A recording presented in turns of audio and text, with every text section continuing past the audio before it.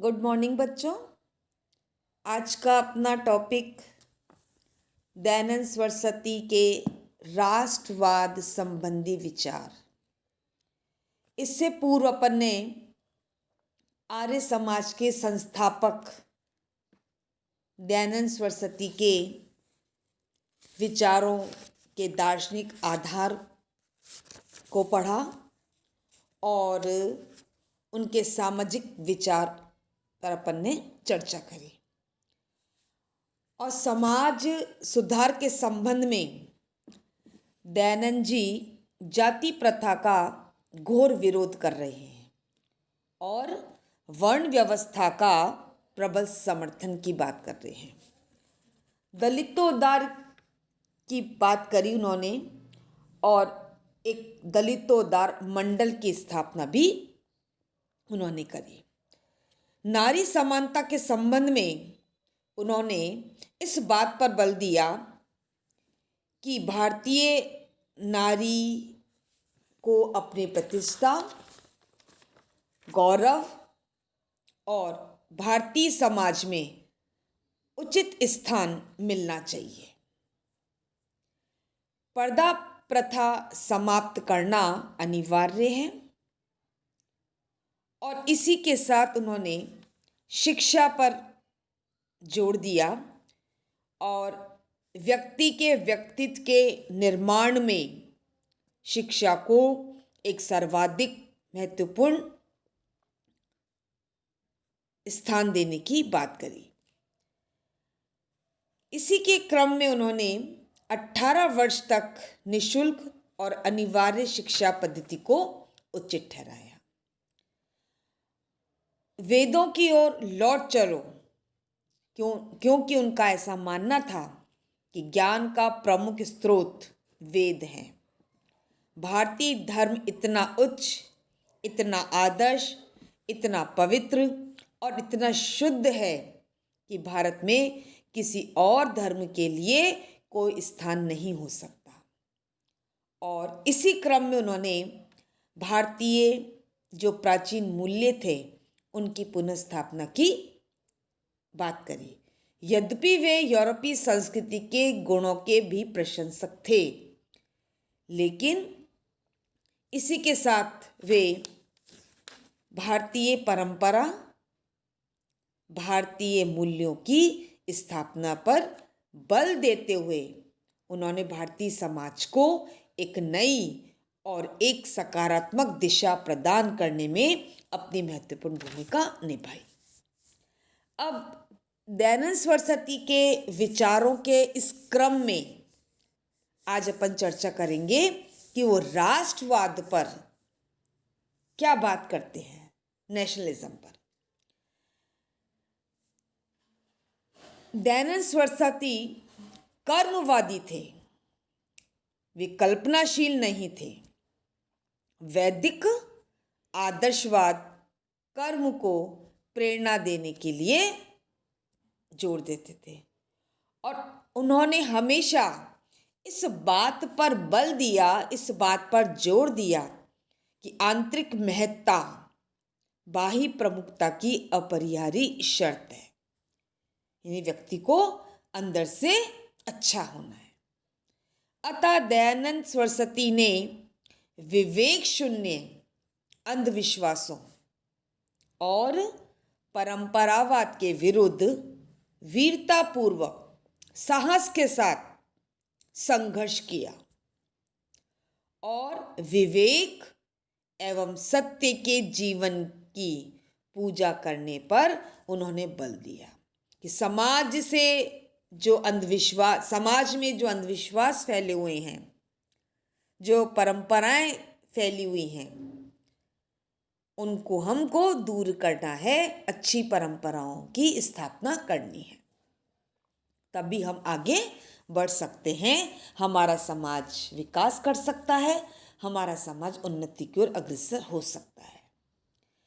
दयानंद सरस्वती ने राष्ट्रवाद को स्वदेशी और भारतीय अभिमुखीकरण प्रदान किया। किस पर जोर दिया? स्वदेशी पर और भारतीय अभिमुखीकरण। कि जो भी चीज़ हमारे यहाँ पर हो वह स्वदेशी होनी चाहिए, और जो हमारा ओरिएंटेशन है वो भारतीय संस्कृति और उनके मूल्यों के आधार पर होना चाहिए। दयानंद ने भारत को स्वयं के धर्म, गौरवपूर्ण संस्कृति और स्वयं की भाषा द्वारा ही राष्ट्र के विकास का मार्ग दिया। कि राष्ट्र का विकास कैसे हो सकता है? जब तक भारत स्वयं अपने धर्म को, अपनी गौरवमय संस्कृति को और अपनी स्वयं की भाषा को अपना लेता है तो उसका राष्ट्र का विकास निश्चित है। वे ऐसे व्यक्ति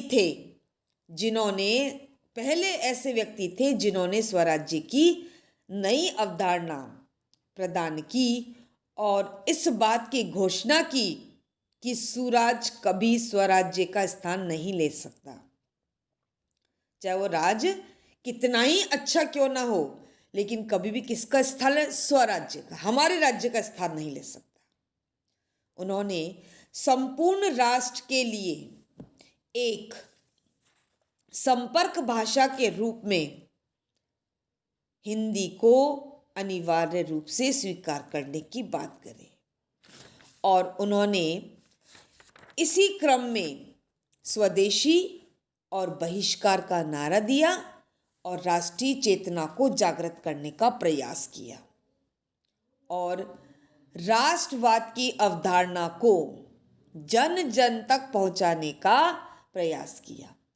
कि जब तक हम नहीं जागेंगे कि राष्ट्रवाद क्या है, राष्ट्रवाद कैसे मिल सकता है, उसको जनता तक पहुंचाने का काम किया। और क्या कहा कि सुराज, वो अंग्रेजों का राज चाहे कितना ही अच्छा क्यों सू ना हो, अच्छा क्यों ना हो, पर स्वराज्य का कभी भी स्थान नहीं ले सकता है। तो इस प्रकार राष्ट्रवाद के कुछ प्रमुख तत्व हमने जो देखे, जिनमें हिंदू पुनरुत्थानवादी, जो दयानंद सरस्वती हैं, किसके रिवाइवल की बात कर रहे हैं, किसके पुनरुत्थान की बात कर रहे हैं? हिंदू सभ्यता, संस्कृति और जो गौरवमय संस्कृति है, जो हमारे पुराने वैल्यूज़ हैं, उनकी पुनरुत्थान की आवश्यकता है। उनको हमको फिर से देखना है, समझना है और उन सब चीज़ों को आगे बढ़ाना है, तभी हम आगे विकास और उन्नति कर सकते हैं। जो राष्ट्रवाद का दूसरा प्रमुख तत्व जिन्होंने बल दिया वो स्वराज्य है, और वो कह चुके हैं कि सुराज कभी भी स्वराज की तुलना में सही नहीं हो सकता। इससे महत्वपूर्ण चीज क्या है? स्वराज्य को प्राप्त करना। इसी राष्ट्रवाद के इस क्रम में दयानंद सरस्वती ने जनता में आत्मविश्वास, सेल्फ कॉन्फिडेंस और स्वावलंबन की चेतना जागृत करने का निरंतर प्रयास किया। यदि जनता नहीं जागेगी अपने अधिकारों के प्रति, अपने देश के प्रति, स्वराज्य के प्रति, स्वदेश के प्रति, तब तक हम स्वराज्य के लक्ष्य को प्राप्त नहीं कर सकते।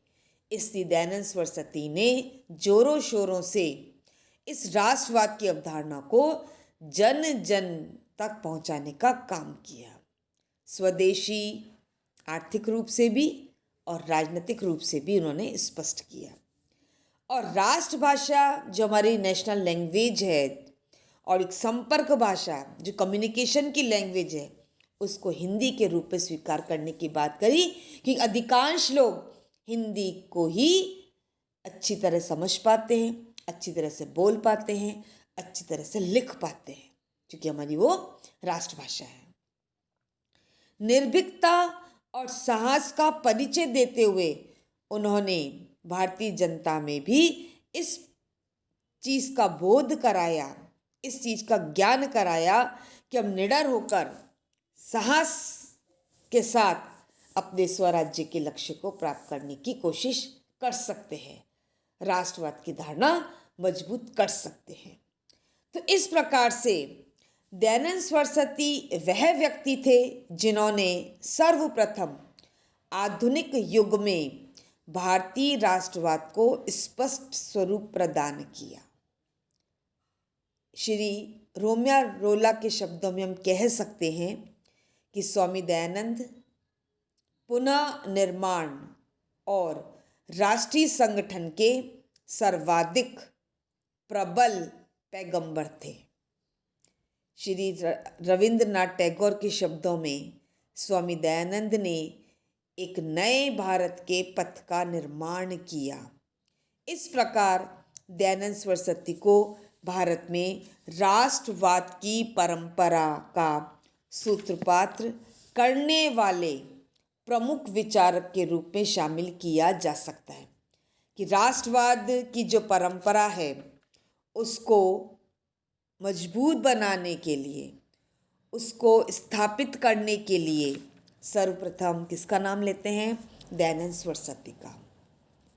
स्वदेशी, राष्ट्रवाद, राष्ट्रभाषा और स्वराज्य की जो धारणाएं थी भारतीय राजनीति में प्रयोग करने वाले वे प्रथम विचारक थे।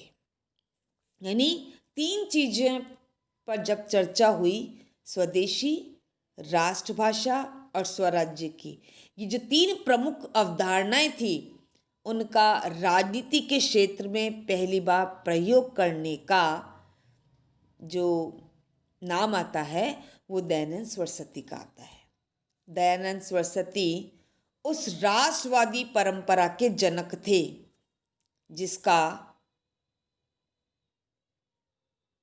जिसका हम तिलक, पाल, अरविंद और लाला लाजपत राय के विचारों में देख सकते हैं। कई महत्वपूर्ण बातों में तो गांधी के अग्रवाहक थे।